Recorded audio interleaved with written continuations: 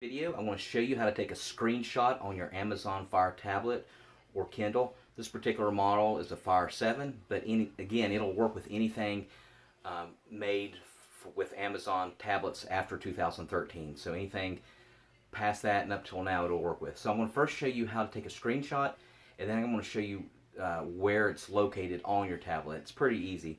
So what you're going to do is when you get to somewhere, what you're going to do is you're going to hold down the volume down button and the power button at the same time.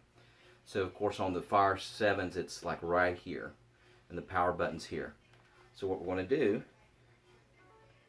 again is hold down the volume button and the power button at the same time for like 2 seconds. Ready? So you see there it took a picture. And then to access that, that's pretty easy. What you're going to do is find the app called Photos, Amazon Photos, right there. Go ahead and click it. And as you can see there, that's the screenshot I just took. Alright, so if you have any questions, let me know.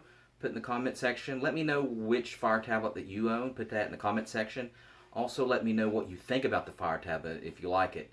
I told my mom for years just to use a laptop, use a laptop. But, you know, last year I got her a tablet and she just loves it. Alright, thank you for watching, and make sure you subscribe.